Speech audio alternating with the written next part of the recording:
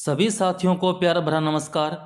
मैं आपका दोस्त सुनील कालवा एक बार फिर आप सभी का हार्दिक अभिनंदन करता हूं चित्रकला के इस रैपिड फायर टेस्ट सीरीज में। दोस्तों, आज हम इस क्लास में पढ़ने वाले हैं तकनीक व माध्यम से संबंधित महत्वपूर्ण प्रश्न। इस महत्वपूर्ण प्रश्न अगर आप ये क्लास देख लेते हैं तो शायद ही इससे बाहर कोई प्रश्न आपके रहते हैं। यह सभी भर्ती परीक्षाओं के लिए उपयोगी क्लास होगी और शुरू से लास्ट तक आप इस क्लास को ज़रूर देखिएगा। यूट्यूब पर आप बहुत सारी क्लासेस देख रहे हैं, देखते हैं, एक बार इस क्लास को भी ज़रूर देखिएगा। आपको कुछ नए व कुछ अलग प्रश्न देखने को मिलेंगे। तो चलो शुरू करता हूं मैं आज की क्लास। आपका ज़्यादा वक्त खराब नहीं करूंगा, सीधा ले चलता हूं प्रश्नों पर। आज का प्रश्न नंबर 1, इसका प्रयोग मुख्यतः कागज़ पर ही होता है। यानी किसका प्रयोग जो है मुख्यतः कागज़ पर होता है। आपके सामने ऑप्शन 1 जल रंग, कागज़, तेल रंग, एक्रेलिक रंग। तो अब सामने है ऑप्शन देखिए जल रंग है, दूसरा है कागज़। तो कागज़ तो नहीं हो सकता, कागज़ का उपयोग कागज़ पर क्या करेंगे। तेल रंग, तेल रंग का उपयोग हम कागज़ पर कभी नहीं करते। अब आपके सामने दो ऑप्शन बचे हैं, एक है जल रंग तो दूसरा है एक्रेलिक रंग। एक्रेलिक रंगों को भी हम यूज़ करते हैं एज ए वाटर कलर की तरह। कागज़ पर हम एक्रेलिक रंगों को यूज़ कर सकते हैं, लेकिन प्रश्न ने पूछा मुख्यतः कागज़ पर होता है। एक्रेलिक रंग कागज़ के अलावा आप इस पर कैनवास पर भी यूज़ कर सकते हैं। कागज़ के अलावा इसको आप कैनवास पर भी यूज़ कर सकते हैं, हार्डबोर्ड पर यूज़ कर सकते हैं, आप इसको दीवार पर यूज़ कर सकते हैं। लेकिन जो आपके सामने ऑप्शन सही ऑप्शन होगा हमारा जल रंग। जल रंग है केवल कागज़ पर होता है। जल रंग को आप इस कागज़ के अलावा कहीं नहीं कर सकते, ना ये दीवार पर होता है ना कैनवास पर चलता है। तो मुख्यतः कागज़ पर प्रयोग होने वाला रंग जो है वह आपका जल रंग है। तो सही उत्तर होगा ऑप्शन 1 जल रंग। तो आपके सामने जब एक्रेलिक मिलेगा और मुख्यतः कागज़ का जब पूछा जा रहा है जल रंग भी सामने है, तो आप सही ऑप्शन हमेशा जल रंग को ही टिक करना, एक्रेलिक रंग इस समय नहीं होगा। प्रश्न नंबर 2, किस पद्धति में सैंबल के बालों की तुलिका उत्तम रहती है। सैंबल के बालों की तुलिका जो है उत्तम रहती है तेल रंग में, पेस्टल रंग में, कोलाज में, जल रंग में। हम जो तेल रंग में बनाते हैं तब भी सैंबल के बालों को रंग, जो बालों की तुलिका है, ब्रश है, उसका इस्तेमाल करते हैं। लेकिन सबसे उत्तम जो प्रयोग होता है वह होता है ऑप्शन 4 जल रंग के लिए। यानी सैंबल के बालों के लिए जो तुलिका उपयोग में लेते हैं वो सबसे अधिक जल रंग के लिए उत्तम रहती है, सबसे अच्छी मानी जाती है। प्रश्न नंबर 3, किस चित्रण में पानी गंदा होने पर बदलते रहना चाहिए, अन्यथा चित्रण पर पारदर्शिता में हनन होता है। यानी बार बार पानी का बदलाव किस तकनीक में होता है, तो वह होता है आपका ऑप्शन 2 जल रंग में। वोस तकनीक कहाँ की देन है। जो वोस तकनीक है वह कहाँ की देन है, तो वह आपका ऑप्शन 1 बंगाल स्कूल की देन है। प्रश्न नंबर 5, किस कलाकार ने जापानी कला से प्रभावित होकर वोस तकनीक अपनाई। यानी किस कलाकार ने, यहाँ पर आपसे उस कलाकार का नाम पूछा है जिन्होंने वोस तकनीक को सबसे पहले अपनाया था। तो वह वोस तकनीक अपनाने वाले पहले कलाकार थे अवनींद्र नाथ टैगोर। तो सही उत्तर होगा ऑप्शन 3 अवनींद्र नाथ टैगोर। प्रश्न नंबर 6, इस माध्यम में चित्र पर रंग लगाकर चित्र को पानी से धोकर सपाट पर सुखाकर चित्र के रंगों को स्थायी किया जाता है। यानी वह कौन सी तकनीक है जिसमें चित्र में रंग लगाया जाता है, फिर उस चित्र को पानी से धोया जाता है, फिर सुखाया जाता है। तो इस प्रकार की जो तकनीक है उसको हम कहते हैं वॉश तकनीक। यानी चित्र को बार बार जो धोना पड़ता है, वॉश करना रहता है, उसको आप वॉश तकनीक के नाम से जानते हैं। इस तकनीक का संवाहक जल है। इसके अंदर कौन सा तकनीक है जिसका संवाहक मुख्यतः जल है? वॉश तकनीक, तेल तकनीक, टेम्परा तकनीक, एक्रेलिक तकनीक। तो संवाहक के रूप में अगर सबसे ज़्यादा इस्तेमाल किया जाता है तो वो है वॉश तकनीक, क्योंकि रंग लगाने के बाद उसको धोया जाता है, फिर रंग रंग सुखाया जाता है, फिर पानी में डुबोया जाता है। तो इस प्रकार प्रक्रिया चलती रहती है। तो मुख्य जो संवाहक जो है वॉश तकनीक है। किस तकनीक में हैंडमेड, ये हैंडमेड है, हैंडमेड व वाटमैन पेपर का प्रयोग उत्तम रहता है? तो किस तकनीक के अंदर आप हैंडमेड कागज़ का व वाटमैन पेपर का या वाटमैन कागज़ का प्रयोग करते हैं? तो वह आपका होता है वॉश तकनीक। वॉश तकनीक में आपके सामने हैंडमेड कागज़ का व वाटमैन कागज़ का या वाटमैन पेपर का प्रयोग किया जाता है। प्रश्न नंबर 9, किस माध्यम में रंग स्थायी है? इस पर पानी का प्रभाव नहीं पड़ता? जल रंग, वॉश रंग, टेम्परा, तेल। ये तीनों ही जल रंग है, तो इस पर पानी का प्रभाव पड़ता है। लेकिन जो तेल रंग है वह मुख्यतः स्थायी माध्यम है, इसके ऊपर पानी का कोई प्रभाव नहीं पड़ता। तो आपका सही उत्तर होगा ऑप्शन 4, तेल रंग। कैनवास, कास्ट फलक, हार्डबोर्ड उत्तम धरातल है किस माध्यम के लिए? यानी आप चित्रण का ऐसी कौन सी तकनीक है जिसके अंदर आप कैनवास का इस्तेमाल भी करते हैं, कास्ट फलक का इस्तेमाल कर सकते हैं, हार्डबोर्ड का इस्तेमाल कर सकते हैं, और ये सभी इसके उत्तम धरातल है। तो ये सभी किसके उत्तम धरातल होते हैं? ये सभी उत्तम धरातल है आपके तेल रंग के। यानी तेल रंग आप इन सभी पर कर सकते हैं। प्रश्न नंबर 11, किस माध्यम में रंग को मिलाने या पतला करने के लिए तारपिन या अलसी के तेल का उपयोग में लेते हैं? यानी किस प्रकार का वह रंग है जिसको पतला करने के लिए आप तारपिन का तेल यूज करते हैं या अलसी का तेल यूज करते हैं? तो आपका सही उत्तर होगा ऑप्शन नंबर 1, तेल रंग। जो तेल रंग होता है उसके अंदर तारपीन का तेल या अलसी के तेल की आवश्यकता रहती है। वरना जो पेस्टल रंग आते हैं वो ऑयल पेस्टल या सॉफ्ट पेल दो प्रकार के आते हैं, दोनों में तेल नहीं चाहिए। जल रंग और एक्रिलिक दोनों पानी के हैं। तो इन तीनों के साथ में आपको किसी प्रकार के तेल या तारपीन तेल वगैरह की आवश्यकता नहीं रहती। तो आपका सही उत्तर हो जाएगा ऑप्शन नंबर 1, तेल रंग। एक प्रकार का रंग जिसे जल व तेल दोनों से इस्तेमाल कर सकते हैं, दोनों तरह से आप इसे लिख सकते हैं, आप दोनों तरह से। यानी एक ऐसा रंग है जिसको आप जल रंग तकनीक की तरह भी इस्तेमाल कर सकते हैं और तेल रंग की तकनीक के रूप में भी आप इस्तेमाल कर सकते हैं। यानी इसको पानी के साथ मिलाकर पतला करके लगा सकते हैं और तेल की भांति इसको गाढ़ा गाढ़ा भी लगा सकते हैं। तो वह कौन सा ऐसा रंग है? जल रंग नहीं हो सकता, टेम्परा भी नहीं है, पेस्टल भी नहीं है, एक्रेलिक रंग। जो आपका एक्रेलिक रंग है उसको आप इन दोनों तरीकों से इस्तेमाल में ले सकते हैं, तेल रंग की तरह व जल रंग की तरह। तो सही उत्तर हो जाएगा ऑप्शन नंबर 3, एक्रेलिक रंग। प्रश्न नंबर 13, कौन सा रंग स्थायी माध्यम से प्रचलित हुआ है? ऐसा कौन सा रंग है जो स्थायी माध्यम से प्रचलित हुआ है? पेस्टल रंग, एक्रेलिक, चारकोल या टेम्परा। तो आपका स्थायी माध्यम के रूप में है एक्रेलिक रंग है, क्योंकि एक्रेलिक रंग चाहे पानी से आप इस्तेमाल कर रहे हो लेकिन सूखने के बाद बिल्कुल प्लास्टिक की तरह हो जाता है, ये बिल्कुल स्थायी हो जाता है। तो ऑप्शन नंबर 2 इसका सही उत्तर होगा। किसका प्रयोग तेल चित्र सूखने के पश्चात चित्र में चमक लाने के लिए किया जाता है? यानी तेल चित्र बनाने के बाद वह चित्र सूखने के बाद किसी वस्तु का प्रयोग जो है उसमें चमक लाने के लिए किया जाता है, तो वह है आपका वार्निश। यानी वार्निश का इस्तेमाल तेल चित्र में चमक लाने के लिए किया जाता है। प्रश्न 15, किस रंग को कागज, कैनवास, लकड़ी तथा भित्ति सभी पर प्रयोग में लाया जा सकता है? यानी ऐसा कौन सा रंग है जिसको आप कागज पर भी इस्तेमाल कर दो, कैनवास भी यूज कर लो, लकड़ी भी यूज कर लो, या दीवारों पर भी, भित्ति यानी दीवारों पर भी यूज़ कर लो।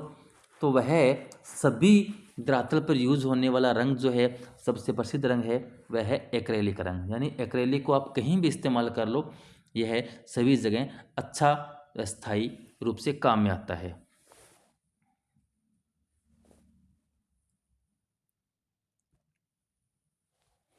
प्रश्न नंबर 16, ये रंग न तो चटकते हैं और न ही पीले पड़ते हैं। यानी ऐसे कौन से रंग है जो चटकते नहीं हैं, उतरते नहीं हैं और न ही पीले पड़ते हैं?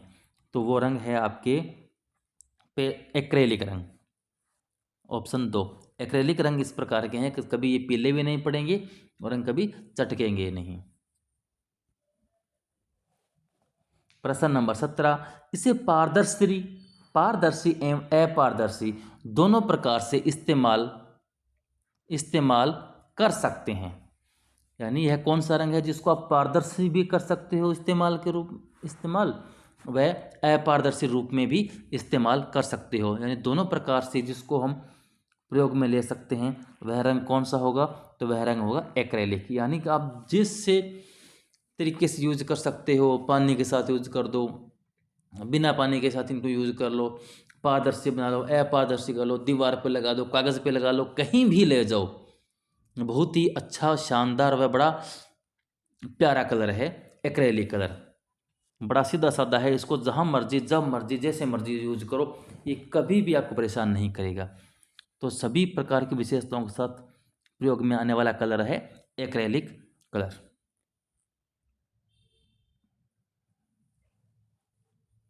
एक्रेलिक रंग का कब आविष्कार हुआ? किस कलाकार ने सर्वप्रथम इससे चित्रण किया? तो एक्रेलिक रंग जो है सर्वप्रथम इसका आविष्कार 1930 ईस्वी में जर्मनी में हुआ था और लियोनार्ड वोकूर तथा सैम गोल्डन के द्वारा सबसे पहले इसका चित्रण किया गया। तो सही उत्तर होगा ऑप्शन 1। यह शुष्क माध्यम क्या है? यह शुष्क माध्यम क्या है? पेस्टल रंग, तेल रंग, एक्रेलिक रंग, जल रंग। ये तीनों आर्द्र माध्यम है। यानी तीनों को लगाने के लिए आपके पास किसी मीडियम की आवश्यकता रहती है। इसको तेल रंग है, तेल मिलाते हैं साथ में। एक्रेलिक रंग पानी का यूज़ करते हैं, जल रंग में पानी का यूज होता है। लेकिन जो पेस्टल रंग है, इन्हें किसी प्रकार के माध्यम मिलाने की आवश्यकता नहीं होती, अपने आप में ये एक रेडी कलर तैयार होता है। जैसे आप जो पेस्टल रंग है, दो प्रकार के हैं, जिसको एक सॉफ्ट बोलते हैं, एक तो होता है ये सॉफ्ट पेस्टल और दूसरा है ऑयल पेस्टल। तो दोनों ही कलर है जो हैं, आप बिना किसी माध्यम के इस्तेमाल इनको कर सकते हैं। तो ये एकदम से शुष्क माध्यम आपका पेस्टल रंग है। प्रश्न नंबर 20, 19वीं शताब्दी में किस यूरोपियन कलाकार ने पेस्टल रंगों से अपने चित्रों का निर्माण किया था? तो 20वीं शताब्दी के अंदर पेस्टल रंगों का इस्तेमाल करने वाले कलाकार का नाम था एडगार देगा। तो उत्तर नंबर 1 आपका सही होगा, एडगार देगा। पेस्टल रंगों का स्थायित्व करने के लिए क्या प्रयोग में लिया जाता है? पेस्टल रंगों का स्थायित्व करने के लिए क्या प्रयोग में लिया जाता है? तो आपका सही उत्तर होगा फिक्सेटिव। यानी फिक्सेटिव जो है पेस्टल रंगों को स्थायी करने के लिए प्रयोग में लिया जाता है, वो भी सॉफ्ट पेस्टल जो बिल्कुल चौक की तरह आते हैं। और इनको ड्राइंग बनाने के बाद जिस तरह पेंसिल या चारकोल का यूज़ करते हैं तो हाथों की थोड़ी लगती रहती है, फिर हम फिक्सेटिव का इस्तेमाल करके हम उनको स्थायी बनाते हैं। उसी प्रकार पेस्टल रंगों को, जो सॉफ्ट पेस्टल है मुख्यतः, इसका चित्र बनाने के बाद हम फिक्सेटिव का इस्तेमाल करके रंगों को स्थायी बनाते हैं।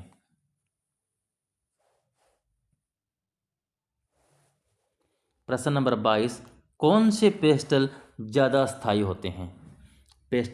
कौन से पेस्टल ज़्यादा स्थायी होते हैं? ऑयल पेस्टल, सूखे पेस्टल, रंगीन पेंसिल, काली पेंसिल। तो कौन से जो पेस्टल है वो सबसे ज़्यादा स्थायी होते हैं? तो वो होते हैं ऑयल पेस्टल। जो ऑयल पेस्टल होता है उसके अंदर तेल मिला होता है, वो बिल्कुल स्थायी होते हैं। अभी हमने पिछले प्रश्न में बात की थी, तो फिक्सेटिव का इस्तेमाल इस सूखे पेस्टल में होता है।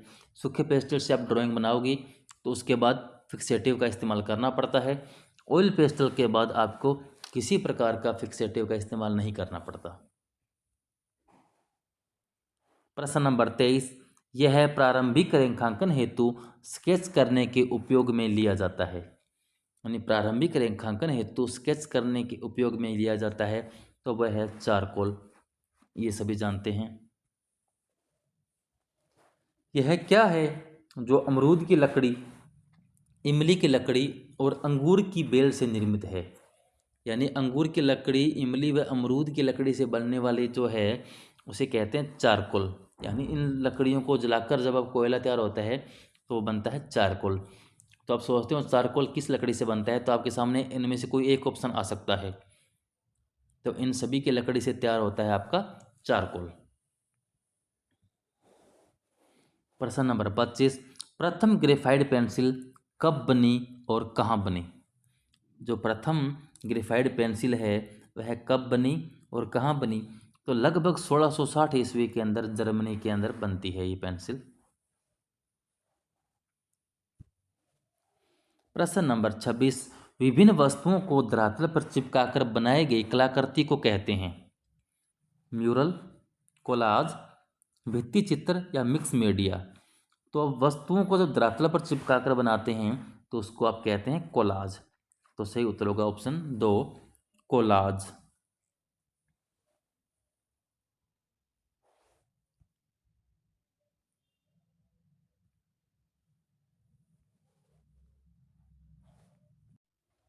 प्रश्न नंबर 27, म्यूरल बनाने में किस देश के कलाकारों को दक्षता हासिल थी।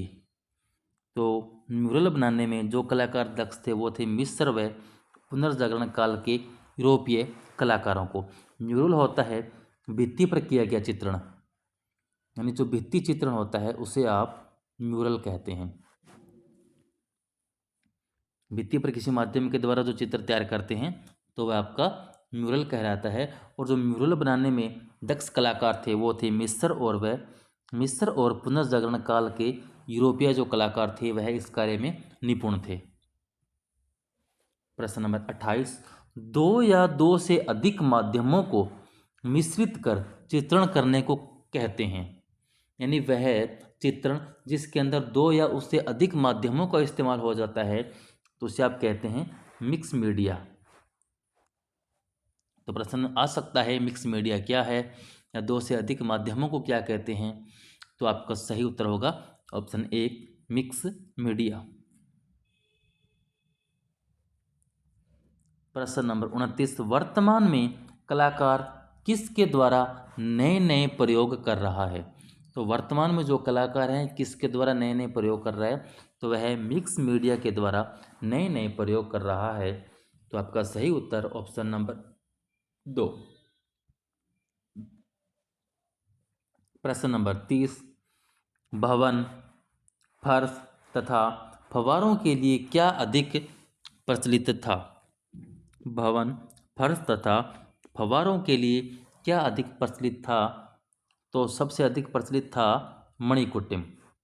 जो मणिकुट्टिम पद्धति थी वह फर्श, भवन तथा फव्वारे वगैरह दर्शाने के लिए, चित्रण करने के लिए काफ़ी प्रसिद्ध रही है आपकी मणिकुट्टिम। प्रश्न नंबर 31, चर्च समाधि गृह की दीवारों पर रंगीन कांच के चौकोर टुकड़ों को प्लास्टर में लगाकर तैयार किया जाता है कहलाता है।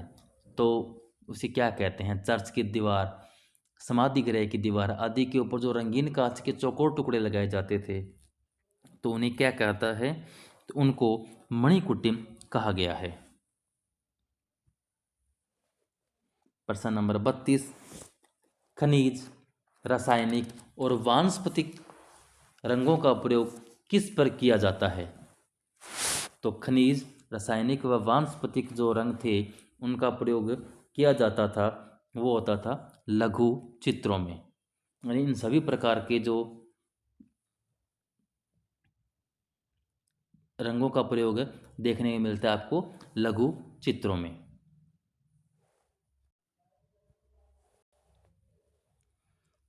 सफ़ेद, सिंदूर, काजल, जंगाल आदि रंग कहलाते हैं। जो सफ़ेद रंग है, सिंदूर है, काजल है, जंगाल आदि जो रंग है उन्हें क्या कहते हैं? रासायनिक, वानस्पतिक, खनिज या जल रंग। तो उन्हें आप कहते हैं रासायनिक रंग। यानी रासायनिक अभिक्रिया से जो रंग प्राप्त होते हैं उनको आप रासायनिक रंग कहते हैं। रामरज, लाजवर्द, गेरू, हरा बाटा, हिरोजी एवं सोने चांदी के रंगों को कहा जाता है। तो आप इन सभी रंगों को कहते हैं ऑप्शन एक खनिज रंग। यानी जो केवल सीधे खनिजों से हमें, पत्थर से हमें हमें प्राप्त होते हैं तो वो सभी खनिज रंग है।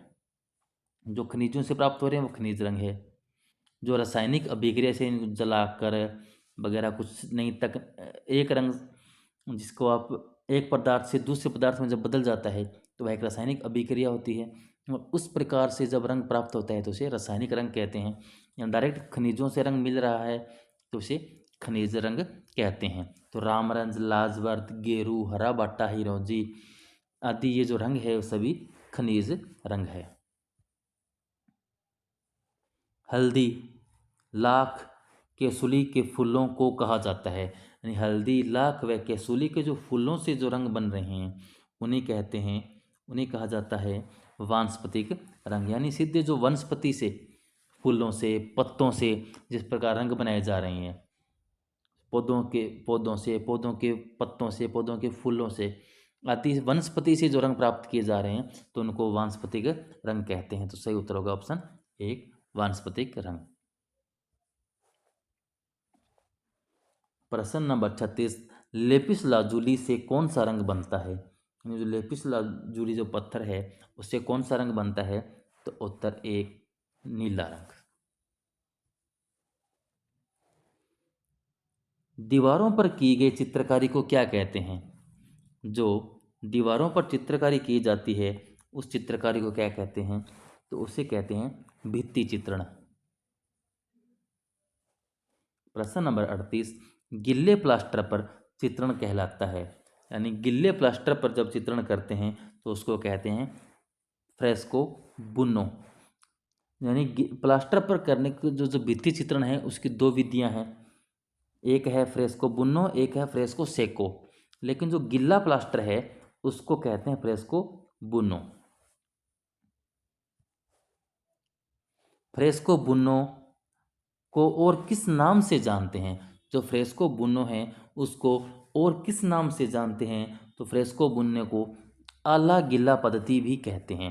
यानी अभी हमने पीछे प्रश्न में पढ़ा गिल्ले प्लास्टर पर जो बनाते हैं, पिछले प्रश्न पर चलिए, इसमें लिखा है गिल्ले प्लास्टर पर चित्रण जिसको फ्रेस्को बुनो। तो दूसरा प्रश्न क्या पूछा है? फ्रेस्को बुनो को और क्या नाम से बुलाते हैं? तो फ्रेस्को बुनो को आप बुला सकते हैं आला गिल्ला पद्धति। जो गिल्ला है तो इसलिए इसको आला गिल्ला पद्धति भी कहते हैं। प्रश्न नंबर 40, फ्रेस्को बुनो की कौन सी दो पद्धतियां प्रचलित है? जो फ्रेस्को बुनो है उसकी दो पद्धतियां प्रचलित है। फ्रेस्को बुनो की दो पद्धतियां हैं। यानी जो फ्रेस्को है वह दो प्रकार का है, फ्रेस्को बुनो व फ्रेस्को सेको। इसके आगे जो फ्रेस्को बुनो है या फ्रेस्को बुनो भी दो भागों में विभक्त है, दो पद्धतियों में विभक्त हैं। इसको क्या कहते हैं? जो फ्रेस्को बुनो है इसकी दो पद्धतियां हैं, इन्हें कहते हैं आप जयपुरी पद्धति व इतालवी पद्धति। ये दो प्रकार की जो पद्धतियां हैं वह दोनों पद्धति किसकी है? फ्रेस्को बुनो की है। इसे आप ध्यान रखें। यह मैंने क्लास में करवाया भी है पहले, आप चाहे तो प्ले लिस्ट में जाकर आप तकनीक और माध्यम चित्रण देखें, उसके अंदर आपको देखने को मिलेगी। पहली क्लास के अंदर आपको ये मैंने करवाया हुआ है।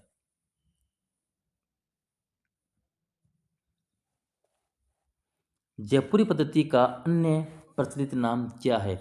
अब जाइए, अभी आपने जयपुर पद्धति पढ़ा, फ्रेस्को बिनो की तकनीक थी जयपुर पद्धति। इस जयपुर पद्धति का अन्य प्रचलित नाम क्या है? एक नाम और है जयपुर पद्धति का जिसे कहते हैं अराइशा या मोराकसी। तो पेपर के अंदर आपके सामने ये प्रश्न मिल सकता है और तो आप कंफ्यूज ना हो यानी जयपुरी पद्धति को क्या कहते हैं, अराइसा पद्धति या मोराकसी भी कहते हैं। जब आपके सामने यहाँ पर फ्रेस्को बुनो दिखेगा, फ्रेस्को सेक्को दिखेगा, तो आप कंफ्यूज मत होना, क्योंकि फ्रेस्को बुनो और फ्रेस्को सेक्को दो अलग पद्धतियाँ हैं। फ्रेस्को बुनो की आगे भाग है जयपुर पद्धति और इसी का दूसरा नाम है अराइसा। तो आप इस पर टिक मत कर देना नीचे फ्रेस्को बुनो पर। तो जयपुर पद्धति का दूसरा नाम क्या हुआ, अराइसा या मोराकसी। प्रश्न नंबर 42, एक भाग गिल्ले चुनने में दो भाग साफ बालू मिलाकर दीवार पर प्लस्तर लगाते हैं, यहाँ पर भी गिल्ली भित्ति पर रंग भरे जाते हैं, यह पद्धति क्या कहलाती है। तो इस पद्धति को कहते हैं इतालवी पद्धति। यानी जब एक भाग गिल्ला चुना लेते हैं और दो भाग बालू लेते हैं, तब यहाँ पर क्या करते हैं, इसको कहते हैं आपके सामने जो है इतालवी पद्धति। जो जयपुरी पद्धति थी वहाँ पर आपको देखने को मिलेगा कि वहाँ पर बालू की जगह संगमरमर का चूरा इस्तेमाल में लिया जाता है। गिल्ले चूनने के साथ में संगमरमर का चूरा इस्तेमाल में होता है और यहाँ पर बालू का इस्तेमाल किया जाता है। इतना अंतर होता है इतालवी पद्धति व जयपुरी पद्धति में। शुष्क भित्ति चित्रण पद्धति कहते हैं। शुष्क भित्ति चित्रण किस पद्धति को कहते हैं, तो वह कहते हैं आपका ऑप्शन नंबर 1 फ्रेस्को सेको को। नाम देखिए, सेको और शुष्क। सेको से आप सूखा भी कह सकते हैं, सूखा से सेको बना है, सूखा। तो फ्रेस्को सेको शुष्क भित्ति यानी सूखी भित्ति पर जब चित्रण करते हैं तो इसको फ्रेस्को सेको कहते हैं। इसमें टेम्परा पद्धति से चित्रण किया जाता है। तो टेम्परा पद्धति से चित्रण किस में किया जाता है, तो टेम्परा पद्धति से चित्रण किया जाता है फ्रेस्को सेको में। इसमें गोंद, सरेस, दूध या अंडे में मिश्रित रंगों का प्रयोग किया जाता है। तो गोंद, सरेस व दूध के अंडों से मिश्रित रंग जो उपयोग में लिया जाता है वह लिया जाता है आपका फ्रेस्को सेको में। जो फ्रेस्को सेको है उसके अंदर इस प्रकार के मिश्रण के साथ रंगों का इस्तेमाल किया जाता है। प्रश्न नंबर 46, भारत में किस जगह के भित्ति चित्र फ्रेस्को सेको में तैयार किए गए हैं। यानी भारत के अंदर आप देखेंगे तो किस जगह पर पूछा गया आपको, किस जगह में भित्ति चित्रों में फ्रेस्को सेको में तैयार किए गए चित्र देखने को मिलते हैं। तो आपका सही उत्तर होगा अजंता। यानी अजंता के चित्र जो है फ्रेस्को तकनीक में, फ्रेस्को सेको की तकनीक के अंदर चित्रित किए गए मिलते हैं। प्रश्न नंबर 47, कौन सा शब्द इतालवी शब्द फेस से बना है जिसका अर्थ होता है ताज़ा प्लास्टर। कौन सा शब्द जो है इतालवी फेस से बना है जिसका अर्थ होता है ताज़ा प्लास्टर, तो वो शब्द है आपका फ्रेस्को। इसमें चूना और संगमरमर की चूरी का प्रयोग किया जाता है। इसका प्रचलित नाम क्या है, जिसके अंदर चूने का व संगमरमर का प्रयोग किया जाता है, वह क्या है, तो वह अराइसी पद्धति या अभी बताया था आपको जयपुरी पद्धति। जयपुरी अराइसी को जयपुरी पद्धति भी कहते हैं। इससे पहले चूने के साथ में आपका आया था बालू। जो चूने के साथ में बालू होता है तब वह इतालवी पद्धति होती है। जो इतालवी है इसमें आपका चूना प्लस में बालू का इस्तेमाल होता है। और जो जयपुरी पद्धति है अभी आपने पढ़ी जयपुरी में, यहाँ पर चूना, यहाँ पर क्या हो गया, चूना प्लस में संगमरमर हो गया, चूना प्लस संगमरमर। जो चूना व संगमरमर का इस्तेमाल होता है तो वह आपकी अराइसी पद्धति होती है और इसी को जयपुरी पद्धति भी कहते हैं। जो इतालवी पद्धति है उसमें चूना प्लस बालू का इस्तेमाल किया जाता है फ्रेस्को के अंदर दीवार तैयार करने के लिए।